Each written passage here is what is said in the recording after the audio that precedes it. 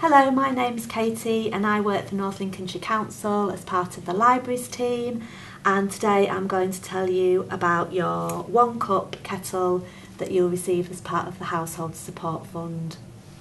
So your 1 cup kettle will come in a box like this. It's a Breville hot cup and it does come with some instructions and a quick start guide as well, but I'm going to go through everything today for you in our video. So a 1 cup kettle is really efficient in terms of energy. It can hold the equivalent of between 7 to 10 cups of water and will cost about 4p a day. So if you manage to get 7 hot drinks from your 1 cup kettle throughout the day, that will cost you 4p. If you were to make 7 cups of hot drink with your normal kettle, so boiled it 7 times, that would cost you 48p. So it's a saving of 44p every single day, which is fantastic. The way it works, and I'm going to demonstrate to you in a moment, but this reservoir is full of water, but it actually only draws up enough water to make 1 hot drink. This goes into a section at the top, boils, takes about 40 seconds, and then it dispenses 1 cup, 1 hot drink.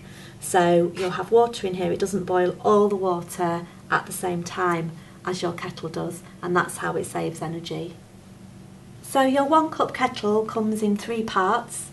You've got the main part here of the kettle, you've got the electric base, and you've got a drip tray as well that you can use. The instructions are on the front, the control buttons, and a button that you can choose the cup size from. There's a stop button there, which I'll show you in a moment how to use, and that's the on button. To open the lid, you press the button on the back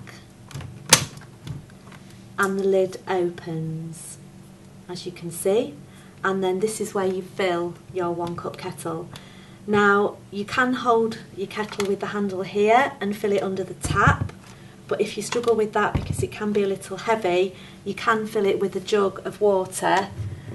Just remember that you must never fill it when it's on the electrical base. So there are some dots on the side with a minimum and maximum, so you need to make sure that you're somewhere in between there, so never below minimum and never above maximum.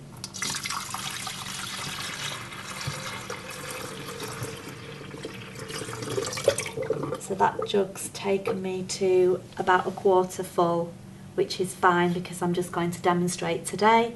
But if you wanted, you could fill it all the way up to the top, and then you'd be able to leave it to dispense your drinks all day. When you've put your water in, gently press the lid down. You need to be very gentle with the opening and closing controls as it operates on a spring. And now we're ready to go, so I'm going to pop that onto the base, and I'm going to put the drip tray on the front, so there's a little lip there, a little lip on here and a little gap there that will fit, so that will catch any extra drips. It's really important to make sure that this is on a flat and safe surface and that it's away from the edge and most definitely out of reach of children. And then before I plug it in, I'm just going to press the stop button on the front to plug it in, switch it on, press the stop again, and then we're ready to go. So the cup sizes can be set from a small cup to a large cup, but obviously everybody's mugs are slightly different sizes, so I would suggest starting in the middle with that, and then it might just take a little while before you work out where that needs to be for the size of your cups and mugs at home. When you take it out of the box from brand new, you need to discard the first 5 cups that you boil, just to make sure that you get rid of any residue from the processing, the making process. So really important that before you switch anything on, that you put a cup or a vessel underneath, because it will dispense the water as soon as it's boiled. Now it takes about 40 seconds to do that, and you mustn't leave it unattended, you must stay with it. So I've used this before, so I don't need to discard my 5 cups. I'm going to make a cup of tea, So pop the tea bag in, so obviously tea, coffee, cup of soup, even noodles, anything that needs hot water, put it in ready, and you very simply just press the button there and you'll see it all lights up blue, so you know it's on, so it's very obvious that it's on. And it takes about 40 seconds, you can hear it boiling now.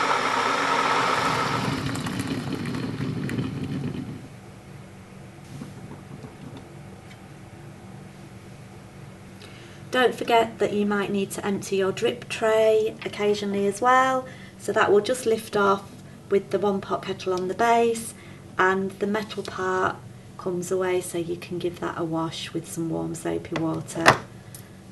But always make sure that you're using that under your cup when you use your kettle. One thing to remember with your 1 cup kettle is after the water has boiled, sometimes a little bit of the boiling water will go back into the main reservoir, so that may become warm. If you want to clean your 1 cup kettle, you can just give it a wipe over with a damp cloth, but please make sure that it's cool when you do that. It does need descaling periodically, and there are instructions how to do that in your guide that comes with your 1 cup kettle. So really brilliant, energy efficient device. Enjoy using it and saving energy in your home.